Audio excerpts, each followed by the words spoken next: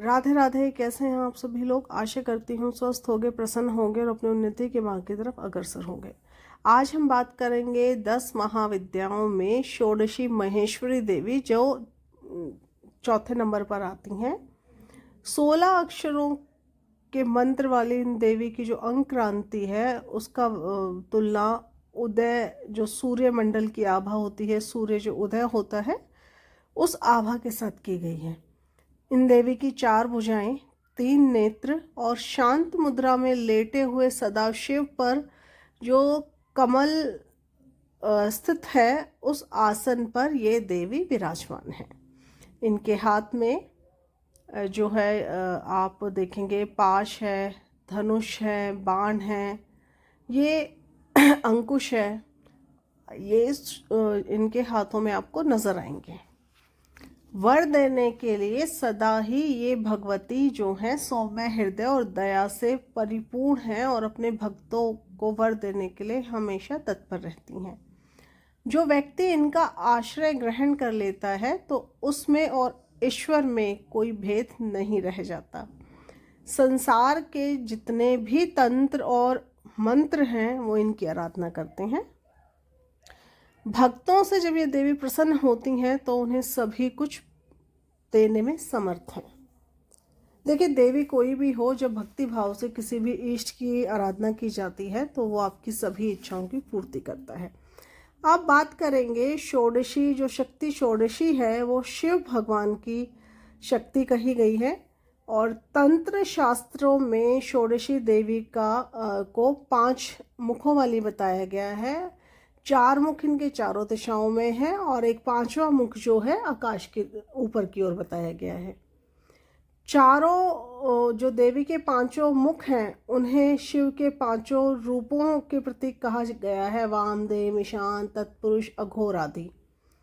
5 दिशाओं में जो मुख हैं उनका रंग दिशाओं के रंग से बताया गया है, जैसे हरा, रक्त, धूम्र, नील, पीत, ऐसे उन्हीं रंगों के ये मुख बताए गए हैं। देवी के हाथ में अभय, टंक, शूल, वज्र, पाश, अंकुश, घंटा, नाग और षोडश कलाओं से परिपूर्ण रूप से विकसित ये देवी हैं, इसीलिए इन्हें षोडशी कहा गया है। षोडशी को श्री विद्या भी माना जाता है। उनके स्वरूप के विषय में कहा जाता है कि जो आद्या शक्ति हैं, जो इनकी शक्ति है, जो विद्या है, जो देवी की ललिता, राजवेश्वरी और महात्रिपुर सुंदरी, ये इनके नाम बताए गए हैं। और जो इनकी विद्या भोग या मोक्ष एक ही देती हैं। ये अपने उपासक को भुक्ति और मुक्ति दोनों प्रदान करती हैं। इनके स्थूल, सूक्ष्म, पर तथा तूर्य 4 रूप बताए गए हैं। षोडशी को श्री विद्या भी माना जाता है। इनके ललिता, राजेश्वरी, महात्रिपुर सुंदरी आदि अनेक नाम हैं। इन्हें आद्या शक्ति माना जाता है। जहाँ अन्य विद्याएं भोग या मोक्ष में से एक ही प्रदान करती हैं, लेकिन ये देवी अपने उपासक को भुक्ति और मुक्ति दोनों प्रदान करने में सक्षम है। इनके विषय में कथा वर्णित है कि एक बार पार्वती जी ने भगवान शंकर से पूछा कि भगवान, जो आपके द्वारा तंत्र शास्त्र की साधना है, जीव के वो शोक, संताप, दीनहीनता जो दूर हो जाए उसके लिए है, किंतु गर्भवास और मरण के समय जो दुख की निवृत्ति होती है, जो दुख होता है, वो इनसे जो है दूर नहीं होता। कृपा करके इस दुख से निवृत्त और मोक्ष पद की प्राप्ति का कोई उपाय बताएं। तब भगवान शंकर ने जगदम्बा के अनुरोध पर षोडशी श्री विद्या साधना प्रणाली को प्रकट किया। जितना भी तंत्र शास्त्र है वो सदाशिव द्वारा रचित कहा गया है। इसलिए आज भी भगवान शंकराचार्य ने श्री विद्या के रूप में इन्हीं षोडशी देवी की जो है साधना की थी। और जितने भी आज के समय में शंकरापीठ हैं, जितनी भी, वहाँ पर भगवती षोडशी राजेश्वरी त्रिपुर सुंदरी की श्री यंत्र के रूप में आराधना चली आ रही है।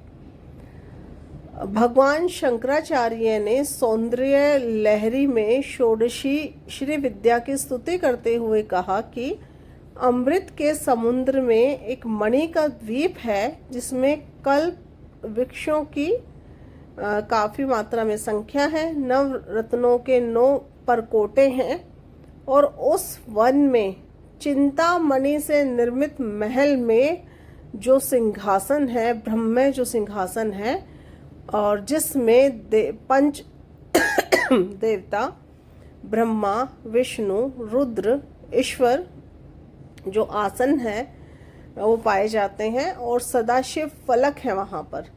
सदाशिव की नाभि से जो कमल निकला, उस कमल के सिंहासन पर जो षोडशी त्रिपुरी सुंदरी हैं उनका स्थान है। वो जो इसका ध्यान करते हैं वो भक्त धन्य हो जाते हैं। भगवती के प्रभाव से उन्हें सहज ही भोग और मोक्ष की प्राप्ति हो जाती है। शक्ति लहरी में, और यदि विस्तृत जानकारी पढ़ना चाहें तो शक्ति लहरी जो ग्रंथ है वहाँ आपको मिल जाएगी। दुर्वासा जी को भी इनका परम साधक माना गया था और इनकी जो उपासना का स्थान में कही गई है। अब हम बात करेंगे भुवनेश्वरी देवी की। श्रीमद् भागवत में कहा गया है कि मणि द्वीप की अधिष्ठात्री देवी जो है हीन मंत्र की स्वरूपा शक्ति और सृष्टि कर्म में महालक्ष्मी स्वरूपा आदि भगवती भुवनेश्वरी जी जो हैं वो भगवान शिव की समस्त लीला और विलास की सहचरी हैं। भक्तों को अभय और समस्त सिद्धियां प्रदान करना इनका स्वाभाविक गुण है। दशम महाविद्याओं में 5वें स्थान पर आती हैं। इनका जो स्वरूप है वह सौम्य और जो अंगों की क्रांति कही गई है वो अरुण है। देवी पुराण के अनुसार मूल प्रकृति का दूसरा नाम ही भुवनेश्वरी है।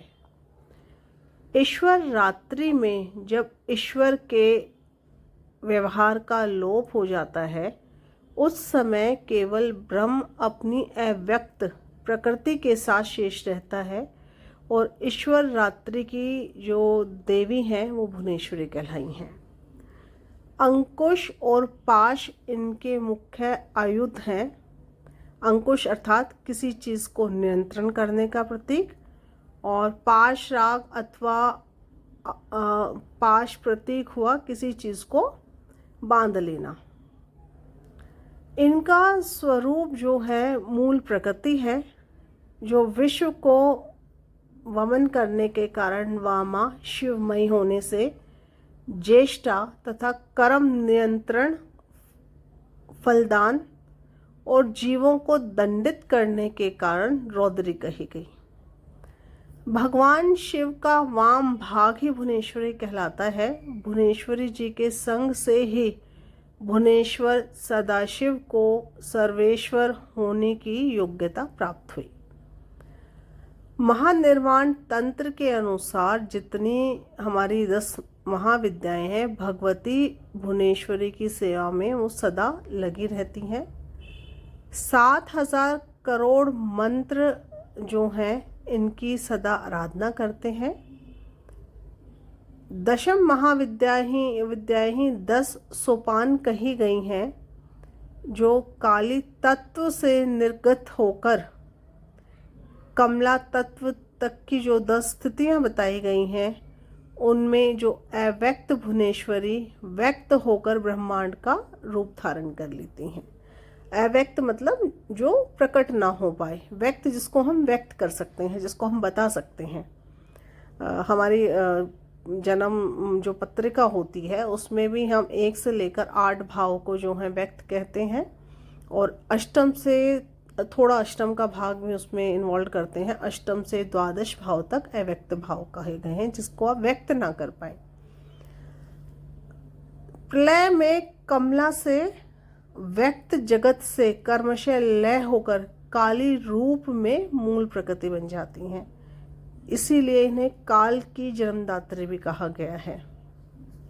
दुर्गा सप्तशती के 11वें अध्याय में कहा गया है, मैं भुवनेश्वरी देवी का ध्यान करता हूँ उसके श्री अंगों की शोभा प्रातः काल के सूर्य के समान अरुणाभय है। उनके मस्तक पर चंद्रमा का मुकुट है। 3 नेत्रों से युक्त देवी के मुख पर मुस्कान की छटा है। हाथ में पाश, अंकुश, अभय मुद्रा शोभा पाते हैं। ऐसा दुर्गा सप्तशती के 11वें अध्याय के मंगलाचरण में आपको पढ़ने को मिलेगा। पुराणों के विवरण में से ये पता चलता है कि काली और भुवनेश्वरी दोनों में अभेद है। अव्यक्त जो प्रकृति है वो भुवनेश्वरी ही रक्तवर्णा काली है। देवी भागवत के अनुसार दुर्गम नामक दैत्य के अत्याचार से जब देवता और ब्राह्मणों ने जाकर हिमालय पर्वत पर भगवती भुवनेश्वरी की आराधना की थी तो उनकी आराधना से प्रसन्न होकर भगवती भुवनेश्वरी तत्काल प्रकट हो गई थी। अपने हाथ में बाण, कमल, पुष्प तथा शाक मूल लिए उन्होंने अपने नेत्रों से जो आंसू की जो पानी था, जो जल था, उसकी सहस्त्र धाराएं प्रकट की। इस जल से भूमंडल के जितने भी प्राणी थे पृथ्वी लोक पर वो तृप्त हुए। समुद्र और नदियों में जल भर गया। समस्त जो औषधि थी वो सिंची गई। अपने हाथ में लिए गए शाखाओं और फल मूल से प्राणियों का पोषण करने के कारण भगवती भुवनेश्वरी शताक्षी तथा शाकंभरी माता के नाम से विख्यात हुई। दुर्गमासुर को युद्ध में मारकर उनके द्वारा जो वेदों को उन्होंने देवताओं को पुनः सौंपा। जो उन्होंने दुर्गमासुर ने जो वेद उठा लिए थे, अपहरण कर लिया था, उनको दोबारा से देवताओं को सौंपा था। भगवती भुवनेश्वरी का उसके बाद जो नाम प्रसिद्ध हुआ वो दुर्गा प्रसिद्ध हुआ। भगवती भुवनेश्वरी की उपासना सबसे ज़्यादा ज़रूरी पुत्र प्राप्ति के लिए ये बहुत बेनिफिशियबल पूजा होती है भुवनेश्वरी जी के। रुद्रयामल में इसका कवच, नील सरस्वती तंत्र में आपको इनके सहस्त्र नाम जो हैं उनका वर्णन मिल जाएगा। और जिनके पास पुत्र संतति नहीं होती वो इस देवी की आराधना करते हैं। धन्यवाद। ये हमने आज 5 महाविद्याओं के बारे में जाना। मैंने कोशिश की सरल से सरल और स्पष्ट शब्दों में आप लोगों के साथ साझा कर पाऊँ। यदि किसी प्रकार की कोई जिज्ञासा है, कोई अन्य जानकारी आप चाहते हैं तो आप कमेंट सेक्शन में जाकर हमें कमेंट कर सकते हैं। जानकारी अच्छी लगे तो हमारे चैनल को लाइक कीजिए, सब्सक्राइब कीजिए और हमसे जुड़ने के लिए और जुड़े रहने के लिए एक बार पुनः आप सभी का धन्यवाद।